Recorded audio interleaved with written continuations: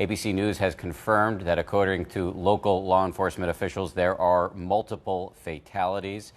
The president is already tweeting about the news. He is saying, quote, "The school shooting in Texas, early reports not looking good. God bless all." That from the President of the United States of America. At the local sheriff's department, the Harris County Sheriff's Department, also tweeting, one suspect in custody, a second one detained. An injured police officer is being treated. The extent of his injuries unknown. We have also heard this morning from a doctor at a local hospital, a trauma center.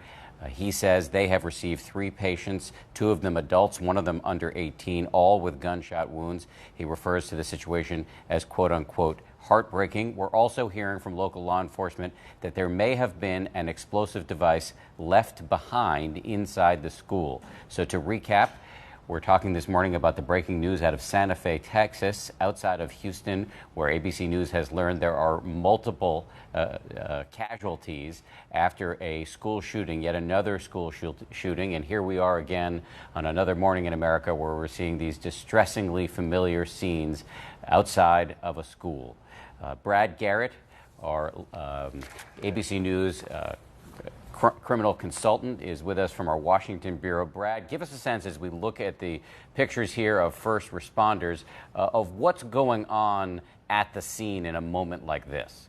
Well, it appears, Dan, that they have it contained. They're saying they have the shooter in custody, but the real clue and key here is the movement and activities of law enforcement and bomb techs. Apparently, ATF and other bomb techs are at the scene because reportedly of maybe some devices in the school. So the issue is this is a fairly good-sized school, so you're going to have to clear it. Despite the fact you think you only have one shooter that they apparently have in custody, what else do you have? Do you have explosives? Did he put up devices that, booby traps, that law enforcement or civilians could walk into? So this is going to take a period of time before they clear this school. And the other thing they have to do, which is cruelly ironic, is they often have to take a hard look at all of the students who have just lived through this traumatic experience and are evacuating. They have to look, search among the students to see if a shooter is escaping with the tide of students leaving the school.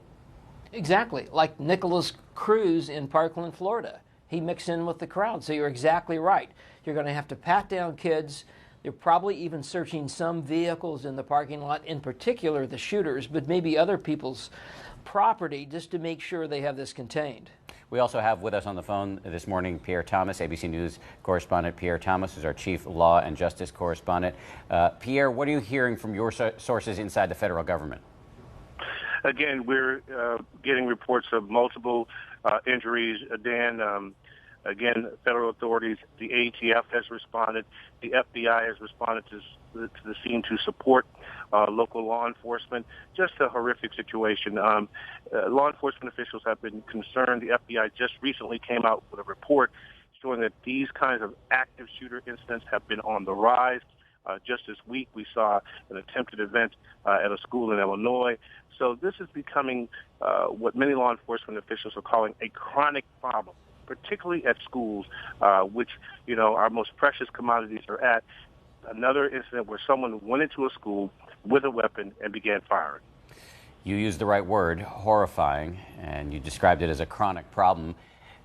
My understanding is this is the 22nd school shooting this year alone. ABC's Pierre Thomas and also Brad Garrett, our thanks to both of you.